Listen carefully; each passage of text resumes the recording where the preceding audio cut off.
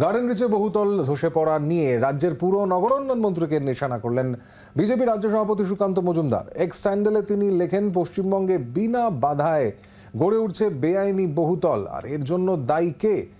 কলকাতার 134 নম্বর ওয়ার্ডে গার্ডেন রিচে বহুতল ধসে পড়েছে। ওই এলাকার কাউন্সিলর শামস ইকবাল, ফিরহাদ হাকিমের সঙ্গে শামস ইকবাল কলকাতা বন্দর এলাকায় বেআইনি নির্মাণের দেখভাল করেন বলেও অভিযোগ করেছেন সুকান্ত মজুমদার। একাধিক অভিযোগ এক্স হ্যান্ডেলে করেছেন সুকান্ত মজুমদার। মৌমিতা রয়েছেন, মৌমিতা চক্রবর্তী টেলিফোনে। মৌমিতা, সুকান্ত মজুমদার তিনি একাধিক অভিযোগে সরব হয়েছেন এক্স হ্যান্ডেলে।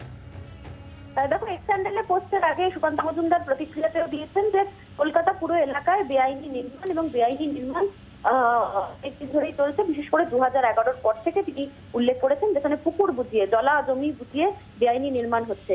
এই ঘটনার ক্ষেত্রে এক্স হ্যান্ডেলে সুকান্ত মজুমদারের অভিযোগ যে এই ঘটনার জন্য বেআইনি নির্মাণই দায়ী এবং ওই যে জায়গায় বাড়িটি ভেঙে পড়েছে সেটা কলকাতা পুরসভার 134 নম্বর গার্ডেন রিচ এলাকা, যেখানকার কাউন্সিলর শামস ইকবাল এবং শামস ইকবালের সমস্ত বেআইনি কনস্ট্রাকশন যিনি দেখাশোনা করেন কলকাতা পোর্ট এরিয়াতে।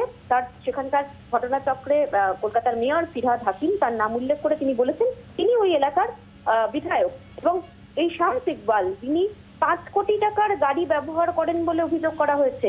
তার অভিযোগ, বিজেপি রাজ্য সভাপতির অভিযোগ যে এই ঘটনা অত্যন্ত লজ্জাজনক এবং এই ঘটনার জন্য কলকাতা পুরো প্রশাসন দায়ী। ধন্যবাদ মৌমিতা। সুকান্ত মজুমদারের বক্তব্য শুনল।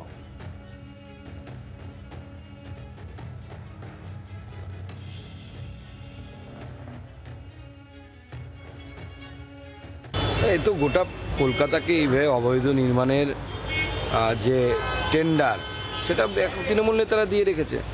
তৃণমূল নেতারা কী করবে? প্রতি স্কোয়ার ফিটে তো তারা পয়সা নেয়। তো প্রতি স্কোয়ার ফিটে যদি আপনি টাকা নেন, আপনার মেরুদণ্ডে জোর থাকবে এর বিরুদ্ধে প্রতিবাদ করার। আজকে ভাঙছে, 30 বছর পর আরও প্রচুর বাড়ি ভাঙবে। এখন একটা দুটো করে ভাঙছে। আপনি উত্তর কলকাতা যান, দক্ষিণ কলকাতা যান, চেতলাতে যান, কোথায় যাবেন? কোন জায়গা নেই যেখানে স্কোয়ার ফিটে কাউন্সিলররা টাকা নেয়নি? প্রত্যেক কাউন্সিলরকে স্কোয়ার ফিট কাউন্সিলর বলা হয়। এক একজন কাউন্সিলরের সম্পত্তি দেখলে মাথা খারাপ হয়ে যাবে। এক কাউন্সিলর তো পিডব্লিউডির জায়গা দখল করে বাইপাস ধাবা বানিয়ে বসে আছে। জায়গাটাই অবৈধ, সরকারি জায়গা। এই তো কাউন্সিলর তৃণমূল কংগ্রেসের।